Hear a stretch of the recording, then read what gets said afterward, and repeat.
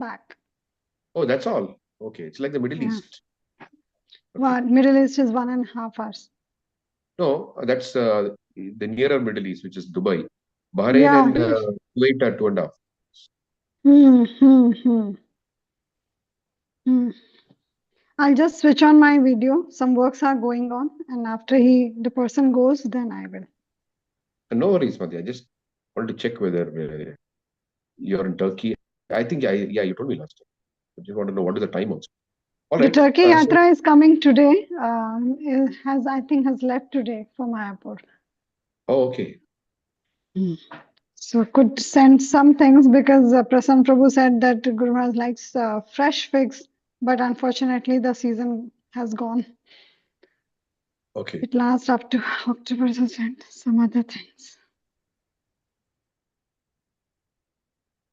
Prabhuji, if I am correct, we are on chapter 26, right? 1 minute.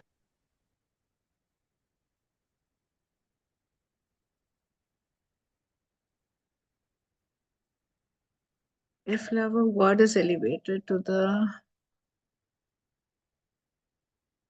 Actually, I've not written the chapter in the indication of which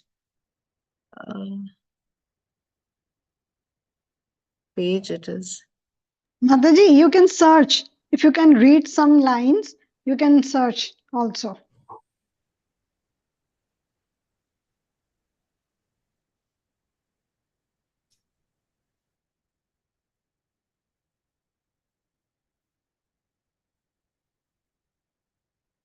I'm not finding that exact line.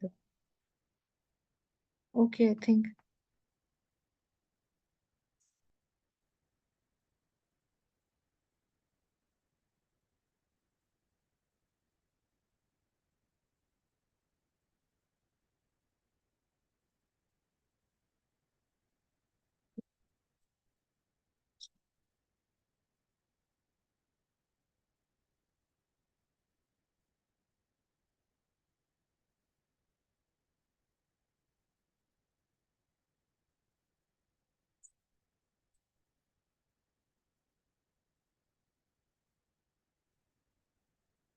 Yes, I've got it. 1 second.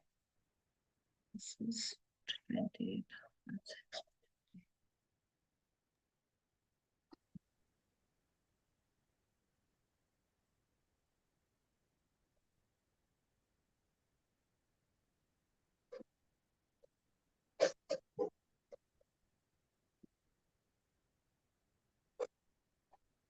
Paragraph of chapter 28 if left.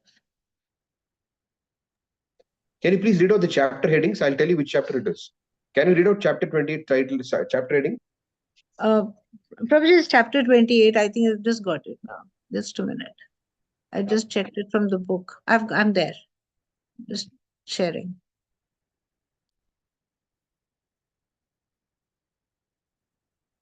If love of God is elevated to personal affinity.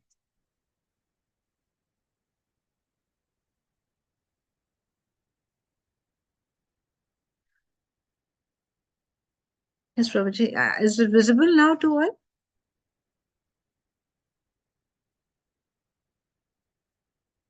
Hare Krishna?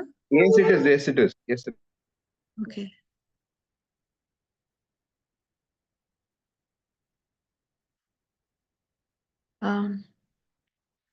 Would you like me to start reading or somebody else would like to read?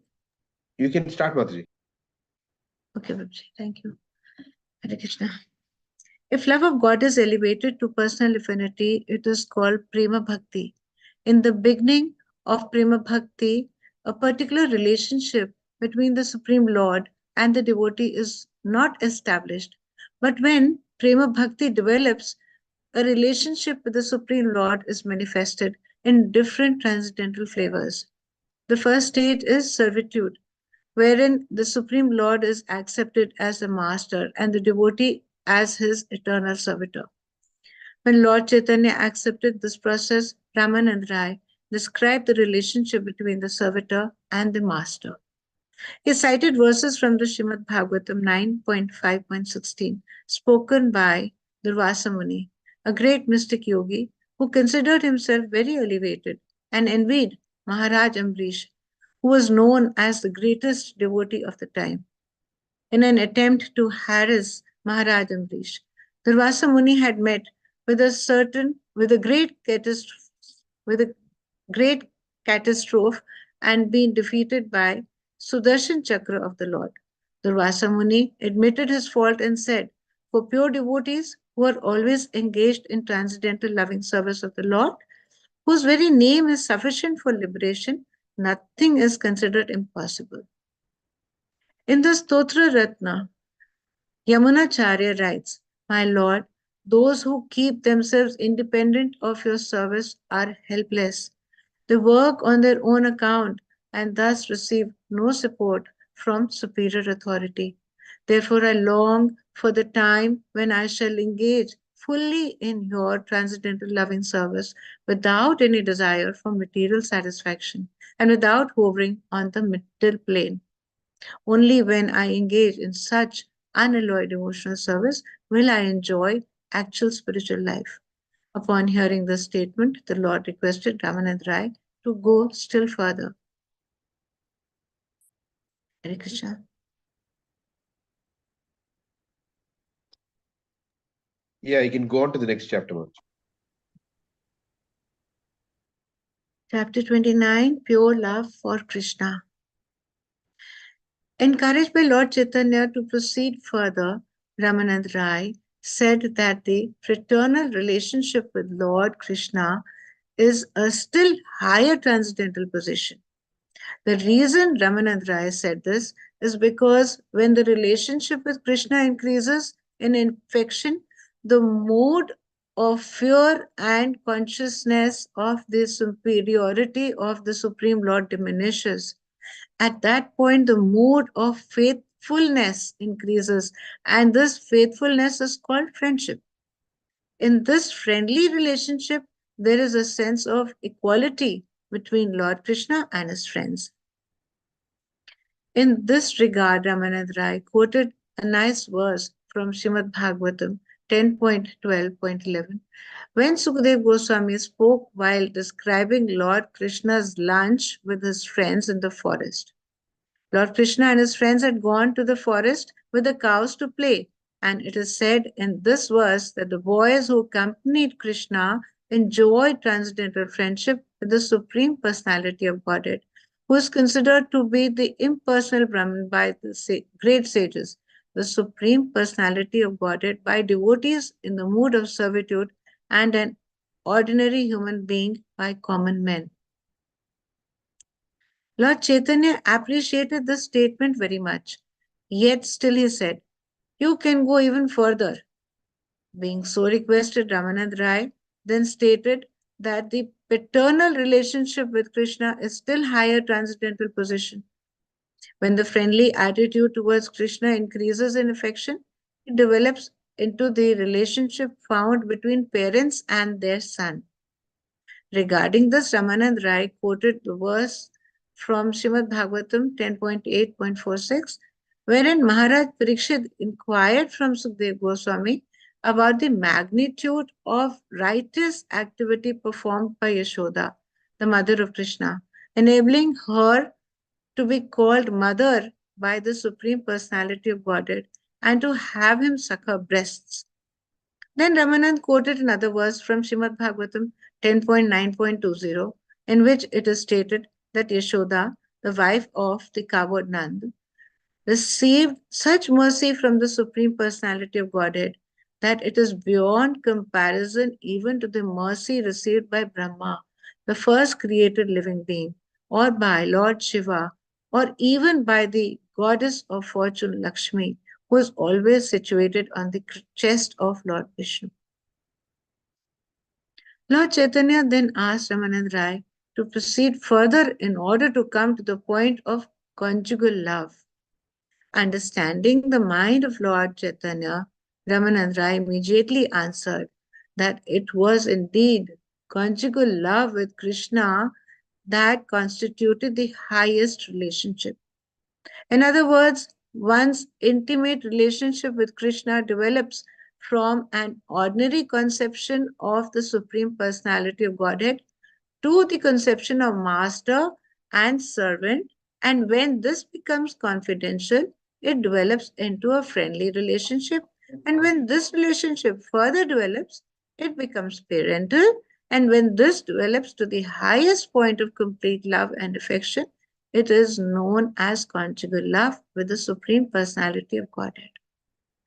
Ramanand Rai then quoted another verse from Srimad Bhagavatam 10.47.60, which states that the transcendental mood of ecstasy exhibited during the rasa dance between the gopis and Krishna was never relished even by the goddess of fortune, who is always situated on the chest of the Lord in this spiritual kingdom.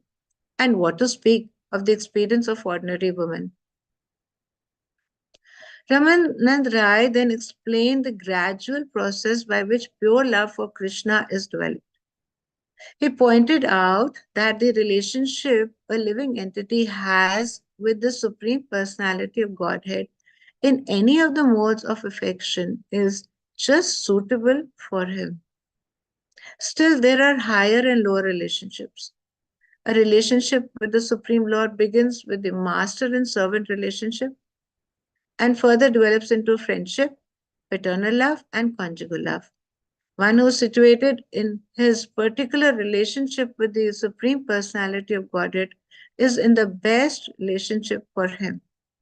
And when we study these different flavors of transcendental taste in relationship with the Supreme Lord, we can see that the neutral stage of realization, Brahma Bhut, is the first stage. And that the stage of accepting the Lord as master and oneself as a servant is better, that the conception of oneself as the Lord's friend is even more developed, that a parental relationship with the Lord is of a still superior quality, and that conjugal love is the supreme relationship with the Lord. In other words, self-realization with a sense of servitude for the Lord is certainly transcendental. But when a sense of fraternity is added, the relationship develops. And as affection increases, this relationship develops into parenthood and conjugal love. Ramanand Rai then quoted the verse from the Bhakti Rasamrit Sindhu 2.5.38, stating that spiritual affection for the Supreme Lord is transcendental in all cases, but that the individual devotee has a specific aptitude for a particular relationship, and that relationship is more relishable for him than the others. Such transcendental relationship with the Supreme Lord cannot be manufactured by the mental concoctions of pseudo devotees. In this connection, Rupa Goswami has stated in Bhakti Rasamrit Sindhu 1.2.101 that devotional service which makes no reference to the Vedic scriptures and which does not follow the principles set forth therein can never be approved. Srila Bhaktisiddhanta Saraswati Goswami Maharaj has also remarked that professional spiritual masters, professional Bhagavatam reciters, professional Kirtana performers, and those engaged in devotional service according to their own mental concoctions cannot be accepted. In India, there are various professional communities known as Aula, Baula, Katra, Bhaja, Neda, Daravesha, Shani, Ativadi, Chudadhari, and Gauranga Nagari. A member of the Ventar Goswami Society or the caste called Goswami cannot be accepted as a descendant of the 6 original Goswamis, nor can so-called devotees who manufacture songs about Lord Chaitanya, nor those who are professional priests or paid reciters be accepted. One who does not follow the principles of the Panchratra, or one who is an impersonalist or addicted to sex life, cannot be compared with those who have dedicated their lives to the service of Krishna. A pure devotee who is always engaged in Krishna consciousness can sacrifice everything for the service of the Lord, whether following the principles of a householder life or those of a renounced life in the line of Chaitanya Mahaprabhu. Such a pure devotee who has dedicated his life to the service of Lord Chaitanya, Krishna, and the spiritual master cannot be compared with professional men. When one is freed from all material contaminations, any one of the relationships with Krishna is transcendently relishable. Unfortunately, those who are inexperienced in the transcendental science cannot appreciate the different relationships with the Supreme Lord. They think that all such relationships arise from Maya. The author of the Chaitanya Charitamrita has given a nice example concerning these relationships. He points out that earth, water, fire, air, and ether, the five gross elements, develop from subtle forms to grosser forms. For example, sound is found in ether, but in air there is both sound and touch. In fire there is sound, touch, and form as well. And in water there is sound, touch, form, and taste. Finally, in earth there is sound, touch, form, taste, and smell. Just as the various characteristics increase in the progression from ether to earth, so the five characteristics of devotion increase with each relationship until all five are found in the relationship of conjugal love. Thus, the relationship with Krishna in conjugal love is accepted as the highest perfectional stage of love of God. So what is explained here is that each of the rasas, they have the features of the previous rasa. Like, for example, in all the rasas, the common denominator is servitude, the attitude of rendering service. Then, not just the attitude, the attitude and activity of rendering service. Then you have uh, Sakya rasa, where there is this element of friendship. Even though there is an element of friendship, the element of companionship is also there, predominated by friendship. Then you have predominated by parenthood.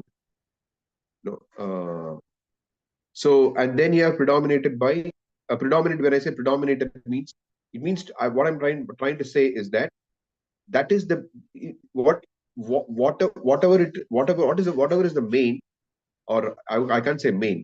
For example, Madhurya means conjugal love.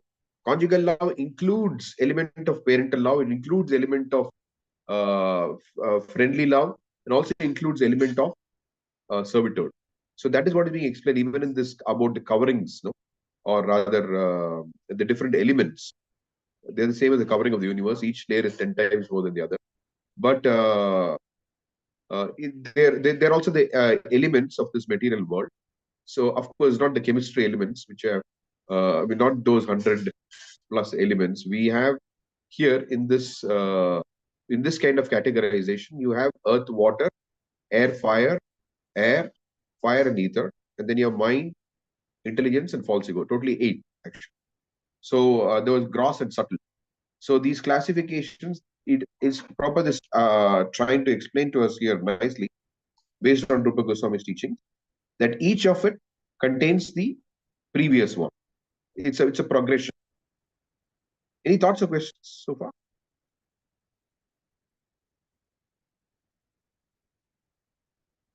Any thoughts or questions so far? Hare These Krishna. topics are very lofty topics. So we just hear and get purified. Unless you have some question here, which you, yes. Jyoti Mataji can go. Hare Krishna Prabhuji, please accept my humble obeisances. Hare Krishna here. Yeah, I wanted to ask, like, in a Madhurya Rasa, how will, it is the topmost, right? So, how the, parental component will come in that? Parental component means there is taking care, no? Like that. Okay. Does not necessarily mean, like, for example, parents look towards the children as if the children are dependent on them, right? Okay. So that's the kind of component you're looking at. You're providing the what do you call it? Yeah, where Nanda and Yashoda are. I mean, a child is dependent on the parents. So the dependency element is the central feature of that relationship, right? Or conjugal love. Sorry, parental love. So that element is there even in conjugal. And can prem bhakti, like that stage of prema, that can it exist in a human body? Like human body is Yes, yes, yes. It can. okay. It is not. It's not existing in the human. There's something called existing in the human body. It is. Can it be manifest in the soul while inhabiting a material body? Yes, because this is not something which is external. It's already part of the spirit soul. When you revive your prema, then the material body exhibits certain symptoms. Okay. Because how we read well. Activities in your activities you exhibit certain symptoms, and sometimes you have these ashtasattvika vikar, eightfold ecstasy, right? So they manifest sometimes. Although pure devotees generally try to hide them, but sometimes they manifest. Okay. And like I had one more question, like it is not related to this. Can I ask? Yeah. I think we'll Like take that. They'll take that in the okay, end. We'll take okay, okay, okay. Thank you, Prabhuji. Thank you. Radhikishori Mataji. Yeah. Prabhuji, we read that first is Brahma Bhuta stage and then Dasya Ras and so on, like that. So, Correct. Correct. so I mean, at least for me, I feel that even Brahma Bhut stage is far away. So, all this, is it possible to achieve in one birth? Seems like so difficult. Oh, you haven't heard Prabhupada's lecture, famous lecture in Melbourne? Prabhupada very strongly asks, when somebody asks, Prabhupada says, one moment. Then he repeats, one moment. Then he repeats once more. He says, one moment. It's possible. He's almost like, you can't say he's angry, but transcendentally angry, you could say. Well, responding to that question, he said, one moment. Not angry at whatever was his mood. I don't know. I'm not, but he's very strong when he replies. This is one moment. Okay. How do I search for that lecture? Melbourne, you said? Yeah, it is a lecture given in Melbourne. How long does it take to surrender fully to Krishna? And then Prabhupada says, one moment. One moment. Okay, its clip is also available, so I will also try to search and send. Yeah, yeah. Have you seen it? Yes, yes, Prabhuji, yes. Yeah, I've seen it. It's very commonly available. Okay. Okay, so you please try to send Rukmini Mataji. So all this can happen in one moment. Yeah. Okay. Lava matra sadhu sangha sarva siddhi hoy. Lava is less than a second also. Yeah. I don't know the exact mathematically. I forget now. I've not At slept one properly for many days, so my memory is a little bit. What do you call it? Yeah, yeah. It's not functional fully right now. Yes, Madhuri, you're saying something? No, Yes, no, possible. yeah, Yeah. sorry.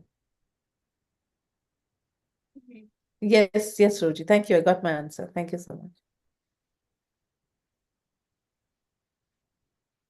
See, Rupa Goswami, one of the symptoms of Bhava Bhakti, the 9 symptoms of Bhava Bhakti is Asha Bandha. So Srila Prabhupada, when he, in the Nectar of Devotion, when we were doing it, we discussed this a little bit there. This topic also came up there. Whatever we're discussing now came up in Nectar of Devotion also. But before that was Bhava Bhakti, in the Nectar of Devotion. And when Bhava Bhakti, Asha Bandha is when Rupa Goswami uses the term Asha Bandha. Of course, it's an English paraphrase. So Prabhupada uses the expression called hope against hope. So practically we have no hope being in this material world, having lived here for eternity, which means uh, even lifetimes of many lifetimes of Brahma we have lived here. It's you can't count it. That's why it's considered eternal. Although technically we are not eternally here, but it is such a long period that we call it eternity. So, and why did I bring up that point? Yeah. So what is the hope for us to get out of this? It's hopeless actually, but it is a characteristic of uh, practitioners of pure devotional service that they maintain this hope against hope. I remember when we would go on Navadip Mandal Parikrama in the 90s, Guru Maharaj would say, Panchatattva have not gone. The Panchatattva are in Mayapur. No? So he said that watch out. So in the 7 days of the Parikrama, keep looking, keep searching for Lord Chaitanya Mahaprabhu and his associate. And suddenly you may find him on one of the days of the Parikrama. He would always say that. I remember in the 90s. So we may think, what is the hope? How will we find them? I mean, we are anyway hoping against hope. No? So what is there to hope? Let us hope against hope. Even if there is no hope, let us hope.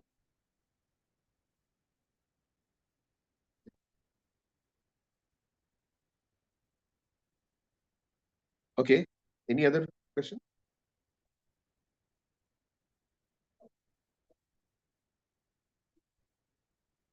Radhakishri Mataji is in Vrindavan with the Mayapur as background. The same. She's establishing the non-difference of them. Okay.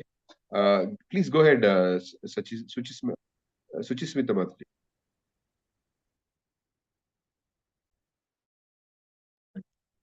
Hare Krishna. Okay, in this connection, Lord Krishna says to the damsels of Braj in Srimad Bhagavatam 10.8 to 0.44, devotional service to me is the life of every living entity. Indeed, your love for me is the only cause of achieving my association. It is said that Lord Krishna, in his relationship with his devotees, accepts all kinds of devotional service and then reciprocates according to the devotee's attitude. If one wants a relationship with Krishna as master and servant, Krishna plays the part of the perfect master. For one who wants Krishna as a son in a parental relationship, Krishna plays the part of a perfect son. Similarly, if a devotee wants to worship Krishna in conjugal love, Krishna perfectly plays the part of a husband or paramour. However, Krishna has admitted that his loving relationship with the damsels of Raja in conjugal love is the highest perfectional stage.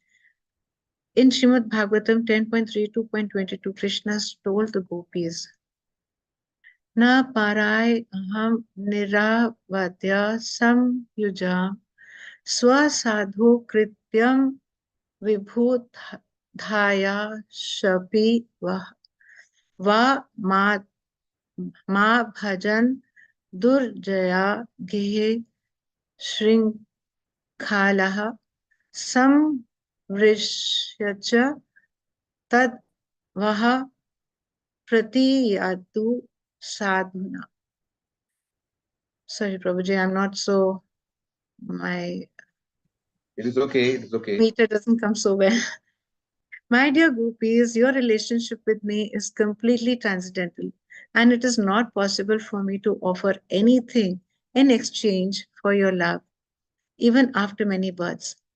You have given up all attachments for material enjoyment, and you have searched after me. Since I'm unable to repay your love, kindly be pleased with your own activities. Srila Bhakti Siddhanta Saraswati Goswami Maharaj has remarked that there is a class of common men who claim that anyone and everyone can worship the Supreme Lord according to his own invented mode of worship and still attain the Supreme Personality of Godhead. They claim that one can approach the Supreme Lord either through fruitive activities, speculative knowledge, meditation, or austerity, and that any one of these methods will enable one to reach the perfectional stage. They generally give the example that just as a place may be reached by one of many different paths, so the supreme absolute truth may be worshipped either as Goddess Kali or Goddess Durga or Lord Shiva, Ganesha, Ram, Hari, or Brahma. In short, they maintain that it does not matter how the absolute truth is addressed, for all names are one and the same. They give the example of a man with many names. If he is called by any of those names, he will answer. Such mentally concocted views may be very pleasing to an ordinary person, but they are full of misconceptions concerning transcendental life. One who worships the demigods out of material lust cannot attain supreme personality of Godhead, although the external energy of the Lord may award such a worshipper some material results. Krishna discourages demigods worship in Bhagavad Gita 7.23. Anavat tu phalam tesham tad bhavati alpam medhasham devan deva yajo yanti mad bhakta yanti mam api. Men of small intelligence worship the demigods, and their fruits are limited and temporary. Those who worship the demigods go to the plains of the demigods. But my devotees ultimately reach my supreme planet. Thus, the Supreme Lord awards the benediction of his association only to those who worship him and not to those who worship the demigods. It is not a fact that everyone and anyone can reach the Supreme Personality of Godhead by worshipping material demigods. It is therefore surprising that a man can imagine that he will become perfect by worshipping the demigods. The results of devotional service rendered in full Krishna consciousness cannot be compared to the results of demigod worship, fruitive activity, or mental speculation. The result of fruitive activity is that one can go to the heavenly planets or one can go to hell. Hare Krishna. Okay. And what we need to understand when we come to uh, Krishna consciousness is, you know, what we consider otherwise as normal is actually abnormal. That's why Prabhupada says that perfect stage of Krishna consciousness means eating, sleeping, mating, defending, nil, he says, eventually. So these are all considered very normal activities in this world. Work for a living, maintain, all the, I mean, so many different things, responsibility, all these things are considered normal. But from the perspective of transcendence, these are all very abnormal things, very abnormal. But we are not eligible to think it is abnormal because we are conditioned. If we artificially think it is abnormal, then we will take some abrupt decision about it, and in the process, we'll we'll not execute our Krishna consciousness properly. So Krishna consciousness does not encourage us to change our position abruptly. However, it teaches us very clearly what our position is. Yes, in the position that we are in, we have to do our best. But this very tendency to act through the material body, that is a sign of sickness, actually. It's a sign of sickness. So whatever are the normal activities, dharma, artha, kama, these dharma, artha, kama activities are all abnormal activities from the point of view of pure devotion service. They're all mundane, actually. They're all mundane. But there's another category of activities called activities of bhakti. They're eternal activities. The other activities are mundane, they are even abominable. I mean, from the perspective of transcendence. But we have to be careful not to consider our duties to be abominable. No, they're considered to be sacred because of the fact that it can help us to come to the stage of prema. So therefore, like Prabhupada says, there's nothing like good or bad in this material world. It's all Krishna's energy. It all depends on how we are using it. You know?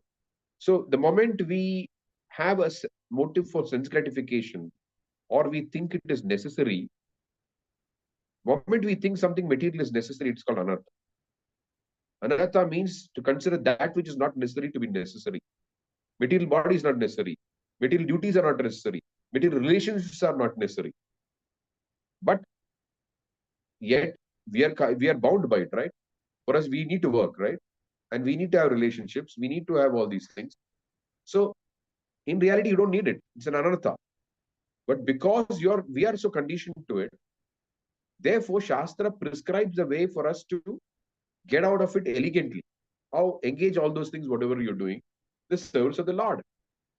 So at the end of it, what happens? That the whole very desire to have a material body, to have to work in this material world, to have a relationship, all these things would become completely vanquished.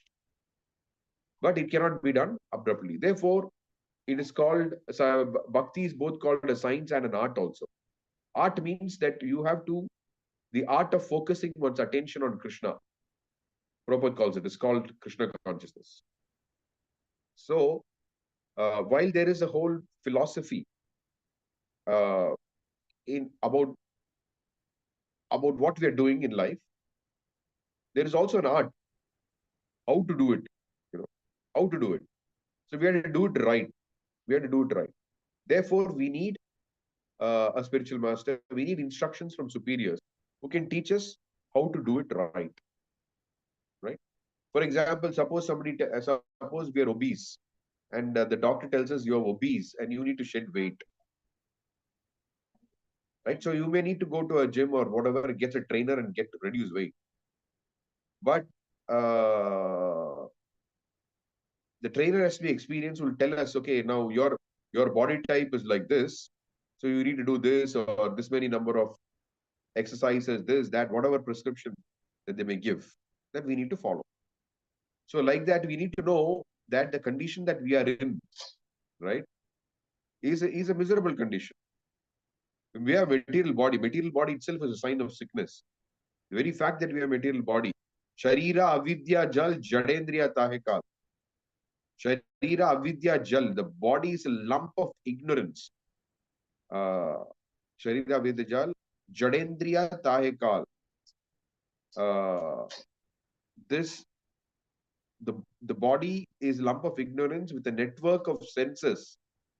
It's a network of senses, what? Leading to death. Because this body has to be destroyed. First of all, it's a lump of ignorance, and the network of senses are leading one. With each passing day, with each rising of the sun, it's plunging, hurtling us towards death. It's hurtling us towards destruction.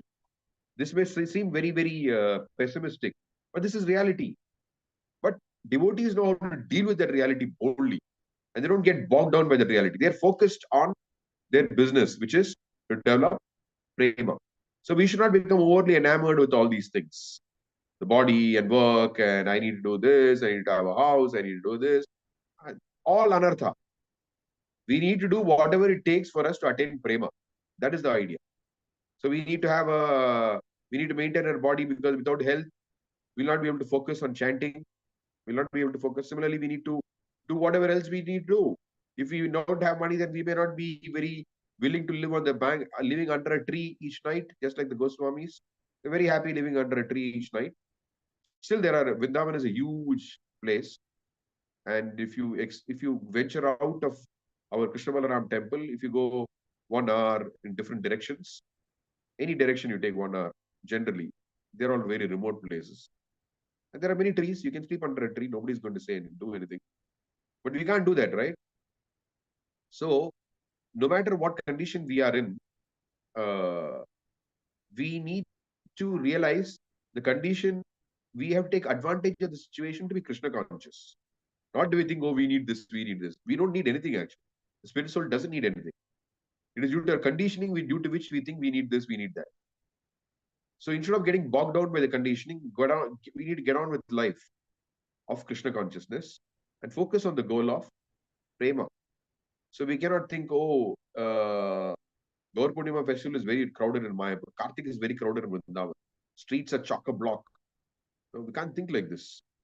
It is. These are all very auspicious events. So whether the streets are chock-a-block or whether it is crowded or whatever it is, I need to plunge into the ocean of Krishna consciousness and get the mercy of Lord Chaitanya Mahaprabhu. That should be our determination. So yes, we know the reality of this material world, yet it does not make us, it does not bog us down. We are always enthusiastic because we are attaining, our goal is supremely enthusiastic, which is Krishna Prema.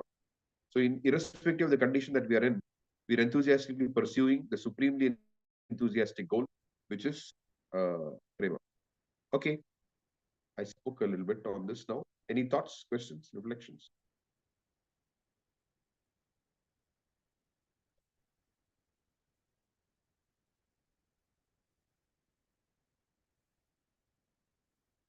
Okay. Should we move on to the next chapter now? Yeah. I'm out. It being a little sound, but I really want to thank. It's amazing to hear all pure devotion from your lotus mouth, and it is really good to hear all that. To reminding what the actual goal Bhati, is. What are you in a, I'm barely able to hear you. Are you in a crowd or something where? yeah, yes, Prabhuji. Okay, Prabhuji. I will say later, Prabhuji. Sorry. No, no problem. I mean, you can try now. It's better. What did you say? Yes. So I was saying, Prabhuji, thank you so much. Whatever you spoke, it was really reminding that what is the goal of this human life, what actual I am doing. And it is really, really nice. Thank you so much. And uh, just one more thing I want to say. Okay, Prabhuji, I think I will reach in 10 minutes, then I'll speak Okay, all right. again. Thank you so much, Prabhuji. Thank you for this Right. session.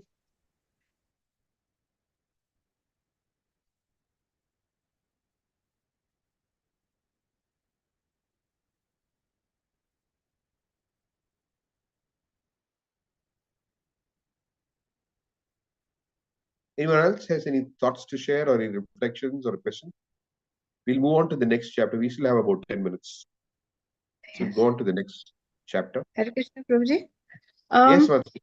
just on what we read, I mean, like all the rasas and the relationship we have, or we can have with Krishna, the five rasas. Um, so they have to be completely where you as an entity is of absolute zero significance, but it's totally if 100% is Krishna and you are zero, and all your emotions and whatever you your thoughts and your actions, everything should be in service of Krishna. That's all. On a No, it is mental not plane, that. No. It is not that you're zero. It's not that Krishna's 100 and you're zero. Krishna's 100, you're also 100. Not, I mean, not in terms of quantity. I mean to say that yeah. you're fully your identity. Mm-hmm. See, every jiva has got a unique relationship with Krishna. That relationship cannot be had by any other jiva. The Mm-hmm. relationship that you have with Krishna cannot be had by me. So each person, that is Krishna's nature of, that's the nature of things in Krishna's relationship. Every relationship is unique. So it is not that you become zero, you become fully unique. That's what it means. Correct. And you're using your, you become aware of your uniqueness. Mm-hmm. Okay, and you become aware of your uniqueness, and you think, how shall I offer this uniqueness for Krishna's pleasure? That is what it means. Not that you become zero. Got it. Understood. Yeah. You become Yeah. fully aware of your material identity becomes zero. But Yes. your Yes. spiritual identity, you become fully aware of your spiritual identity, and you become fully aware of your uniqueness also. So then you want to render that whole uniqueness in service to the Lord. That's what it means. In total devotion. Yeah. I mean, this is not difficult to understand, right? Like, for example, Yeah. I mean, one Yeah. sense is not difficult to understand. Like, for example, when somebody wants to accomplish a goal,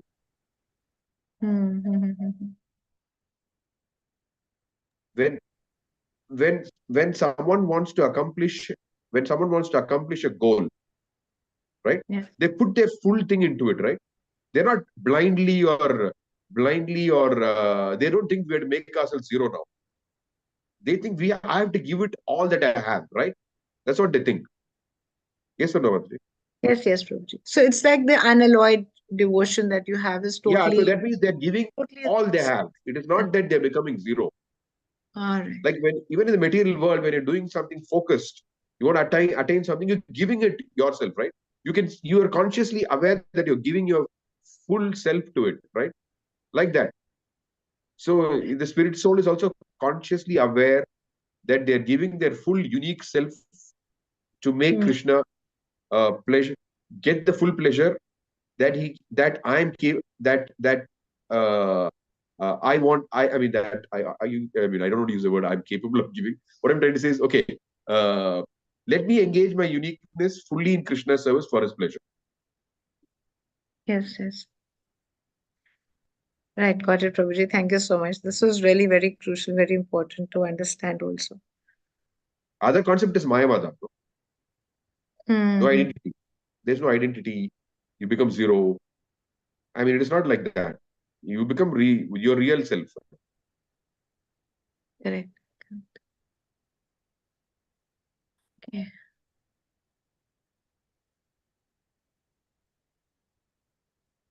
Right. Thank you, Prabhuji.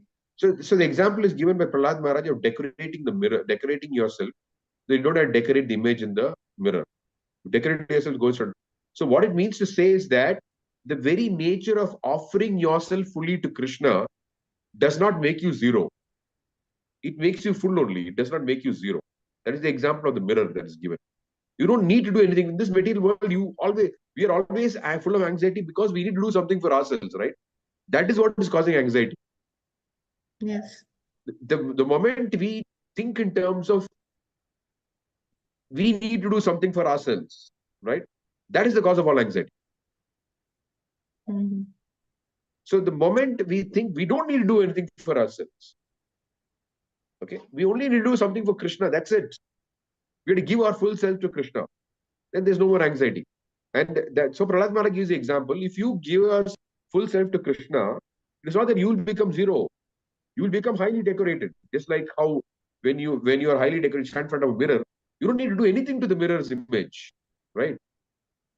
Very fact of standing in front of the mirror makes that image fully decorated.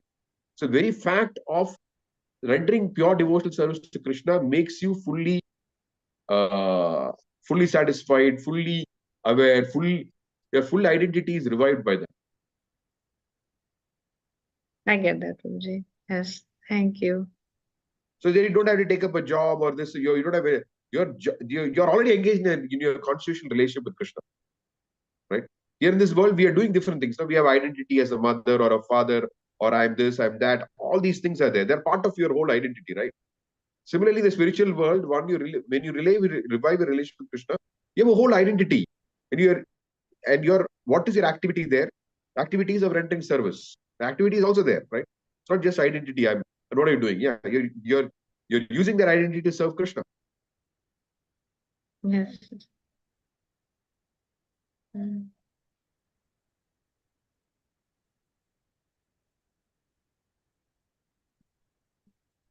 All your thoughts are absorbed as to what and how you can serve Krishna. Yeah. Yes. Yeah. You're fully aware of your real self. Hmm. Just like when we are acting now, we are generally fully conscious of our identity, right? Right. Similarly, when we are in the spiritual world, we are fully conscious of our identity. Just that we are not thinking that identity is meant for our enjoyment. You understood, right? Yeah, yeah. Correct. You're fully aware of identity, but you're thinking that this identity is meant for Krishna's enjoyment. Absolutely. Yeah. Yes. Thank you, Prabhuji. Hare Krishna. Should I read along, Prabhuji? I think we've reached 10 minutes now. Yes, it's 5 right Unless, now. yeah, and so we finished the chapter also. I Yes, we don't think we finished. should start the chapter and then resume after 1 month. That will be like, Okay, okay. bro. Okay, bro. If at all it's possible for me to take anything in between, I'll let you know. But it doesn't look like, because you have meetings and then parikrama and things like. Let's see if I can during parikrama. It may be possible because we usually return by 2 o'clock. Okay, bro. Yeah. Rukmini Harisani Mataji, you wanted to share something. You said you'll be, if you can. You said you'll reach.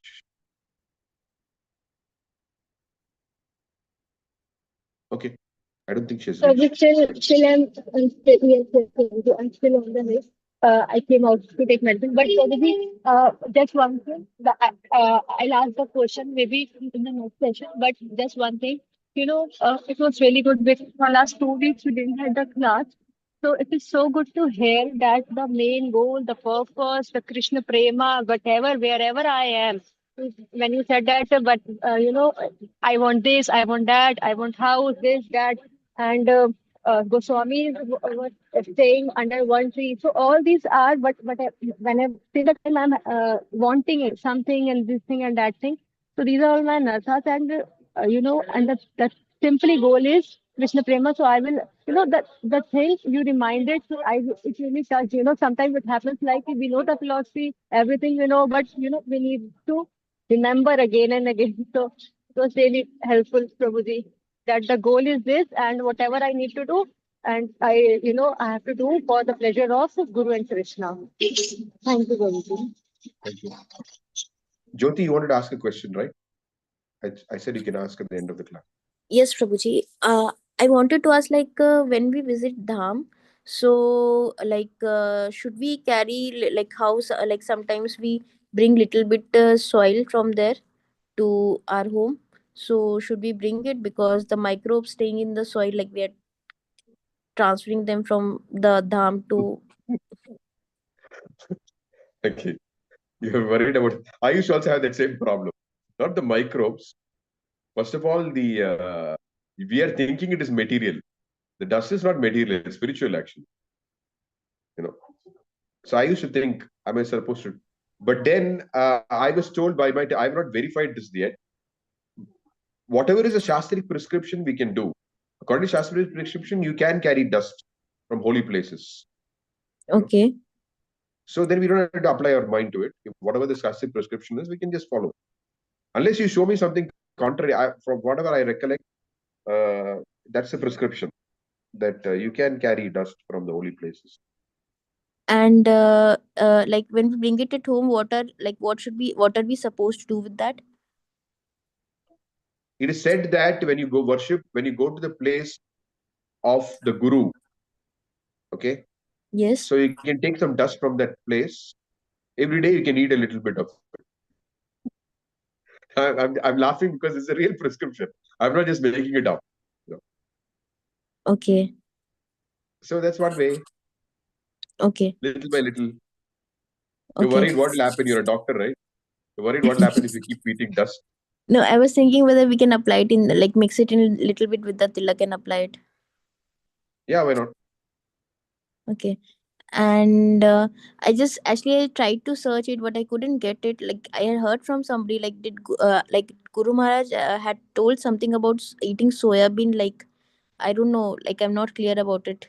Like, are we supposed to eat soya bean? It's a little ambiguous. Guru Maharaj does not restrict his disciples to have, but he doesn't have. Okay. And Prabhupada also, I mean, there are places where apparently there are places where he said no, and there are also instances where he said yes. I don't know the actual position on it. Okay. Okay. I mean, Okay. that's a detail actually. It's not a non-vegetarian food anyway. Vegetarian food, it's a plant-based food. Of course, some plant-based things we don't eat. Like for example, mushroom we don't eat, right? Because generally Yes. mushrooms grow in dirty places. But I have read an anecdote where Prabhupada was in France, and in our gardens in a very clean area or something, they were growing some mushrooms, and Prabhupada is okay with that. I heard that. Not that he had it. So yeah, there could be sometimes some small minor variations in these things. Soybean is like one of those things. Okay, and somewhere I read like Chaitanya Mahaprabhu has eaten mushroom when he was traveling through Jharikanda forest, like at one place somewhere. Yeah. No, the Lord Chaitanya Mahaprabhu even ate haritaki. No, haritaki we don't take. Okay. What, So like Prabhuji? Lord, he's God. He can do certain things Okay, okay. which we cannot do. Yes, yes, yes. Prabhuji, Like can you? I mean, like what happened was, I'll just tell you some funny. I won't tell who I traveled with. So I mean, I had to go to Vrindavan, but tickets to Delhi were almost in the range of 30,000 and things like that. Where there are even some memes. It's it's cheaper to go abroad and come back than to go to Delhi and things like that. So I had to fly into Jaipur, and this devotee friend of mine also came there, and then we had a few hours there in Jaipur, so we went to Radha Govinda temple for going to Vrindavan.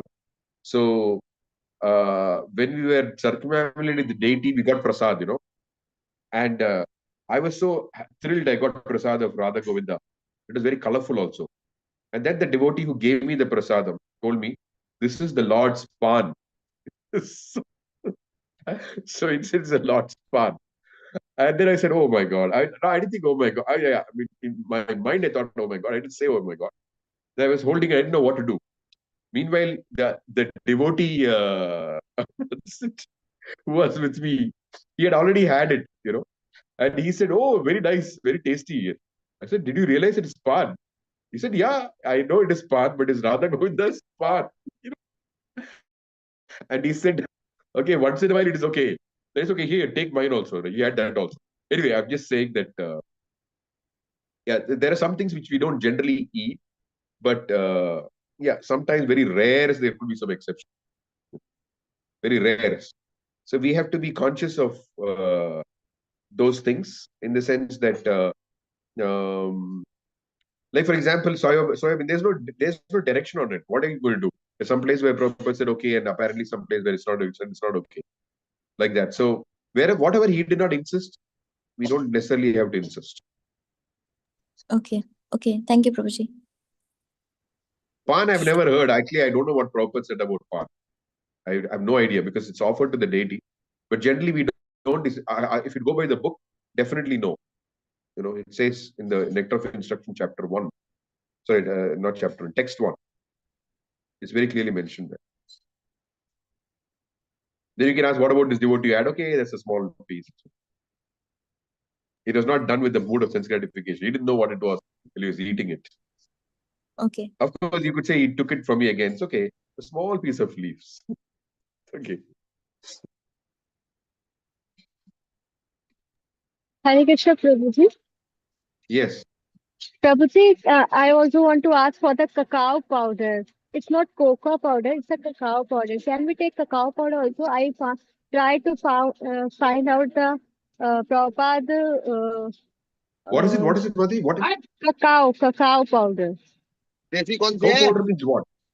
Cacao. Cacao powder is like a chocolate powder, but without process. Cocoa powder, is it? Or cow powder? No. Cocoa is alag, Prabhuji. It's different. It is when it's processed, it's a cocoa powder. It's addictive, but cacao powder is different. I've not So heard of it. How do you spell it? How do you spell that? cacao, CACAO, CACAO. Cacao. I don't know. cacao. Yes. So I also wanted to ask this as Mataji was asking. And Prabhuji, can I share something? Yeah. I asked about the soya bean. So they said that they said that monkeys coming. So they said that there is so much protein in the soya bean. So if our body needs and we become our Rajagun increases by this. So if you have deficiency of protein, so we can go for soya bean. There is no problem. But if we are okay, our diet is okay, and we don't have any deficiency of protein, so we should not take. Or sometimes we can take like this. I mean, these So are better to rational avoid. arguments. They may not. These are rational Okay. arguments. You can't really conclude things with this because we don't follow Okay. rational theology. Rational theology means we will use rationality to decide what is right and what is wrong. We can't use rationality to decide. We need revelation. What have the acharyas revealed? That's important because, for Yeah. example, if you take Kartik Mas, you don't take Hmm. urad dal. Urad dal is also considered high protein. But I am a Yes, South Indian. yes. You tell me don't take idli dosa, then what does it mean? We are selling Uh, also, right? I'm just yes, saying. yes. I mean, if Prabhupada says don't take idli dosa, I will not. I'm just saying that Hmm. we can't use a rationality to say that something is acceptable or not, because the Okay. very things beyond that also. No, we Hmm. had take Hmm. the, for example, in South India they offer, right, even to the deities and things there. So we Hmm. have to Hmm. see what is shastric injunction and what the acharyas have said on any given matter. No, that Prabhu, I asked from the it is Jumla Prasad Prabhu. He's very strong in philosophy.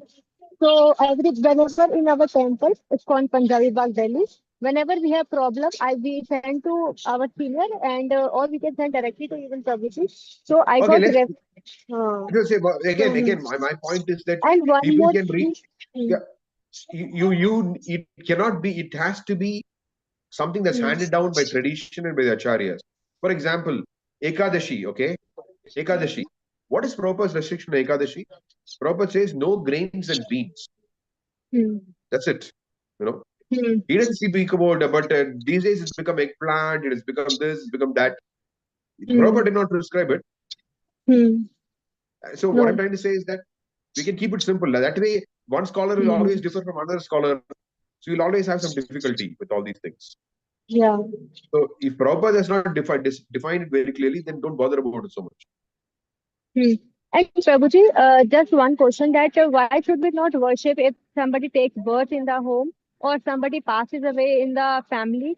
So we should not worship like No, that's mentioned uh, there. See, again, for example, in the hmm, Nectar of Devotion itself, Prabhupada hmm, speaks hmm, about, Rupa Goswami speaks of worshipping Ganesha. No.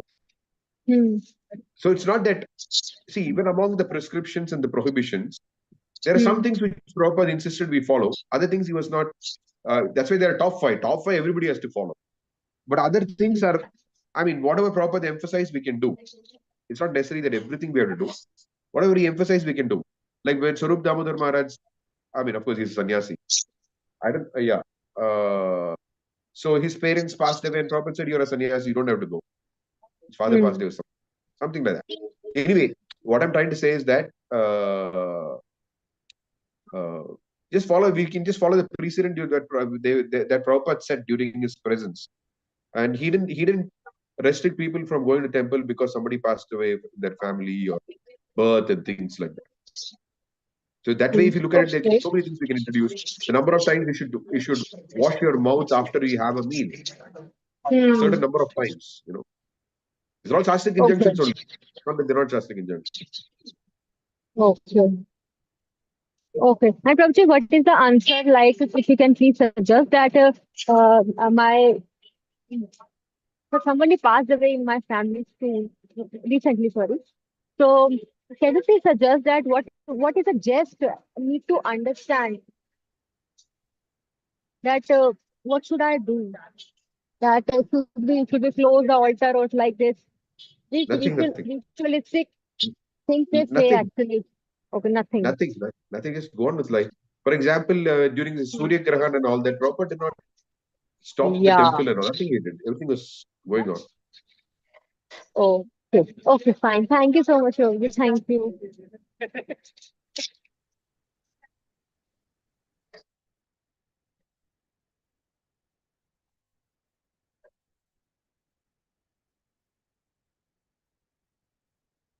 Okay, so we'll stop here, and I'll let you know when we can have the next class. I mean, I inform you. I'll be able to inform you at least one day in advance now because, or a few days because I'll get to know the schedule and things like that. So accordingly, I'll let you know. But not not next week for sure. The week after that, we can try. I'll let you know. Yes, Okay, Ruth. so thank you all very much. वाञ्छकल्पतरुभ्यश्च कृपा सिन्धुभ्यश्च पतितानां पावनेभ्यो वैष्णवेभ्यो नमो नमः। श्रील प्रभुपाद की जय। गौर भक्तवृंद की जय। निताई गौर प्रेमानंदे।